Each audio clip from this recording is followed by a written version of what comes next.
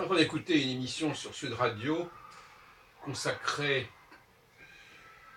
à la question du couple. Et je trouve étonnant le, le niveau extrêmement médiocre du débat. Je crois que il y a 50 ans, on disait exactement les mêmes choses.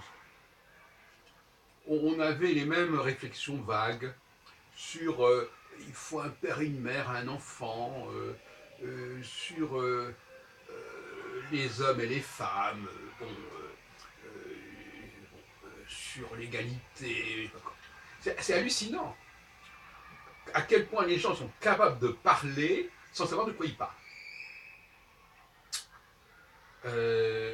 Il y a à l'évidence un paradigme, une théorie du genre, justement, au sens de compréhension de la distinction entre les deux sexes, qui est totalement absent. Et on fonctionne avec de vagues expressions que personne n'approfondit. Par exemple, si je demandais à quelqu'un à la radio qu'est-ce qui distingue un homme d'une femme au niveau des valeurs qu'il apporte à l'enfant, on tomberait dans des poncifs auxquels les gens ne croient même pas, ou bien alors ils ne sauraient même pas quoi répondre. Donc on a fait complètement l'impasse sur ces questions, en tout cas au niveau de la vulgarisation du savoir sexologique, si on peut dire. On en est au point mort, au point zéro. Et par exemple, si je le dis, mais qu'est-ce que ça fait que un enfant soit élevé uniquement par sa mère? Alors on nous répondra, ah oui, mais c'est mieux qu'il soit élevé par les deux parents. Alors, quand on a dit ça, on n'a rien dit. Et pourquoi c'est mieux qu'il soit élevé par les deux parents? Pourquoi quel est l'apport de chacun d'eux? Est-ce que c'est les deux parents qui sont différents, ou est-ce que c'est l'homme et la femme qui ont chacun une spécificité? On n'en sait rien.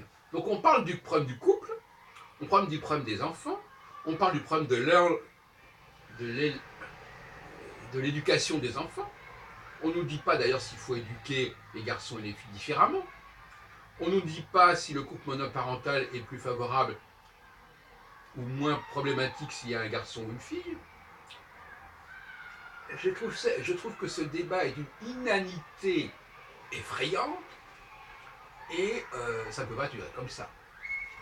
Donc il faut absolument que l'on fournisse, d'abord qu'il faut qu'il y ait des recherches, et que l'on fournisse au peuple, à la population,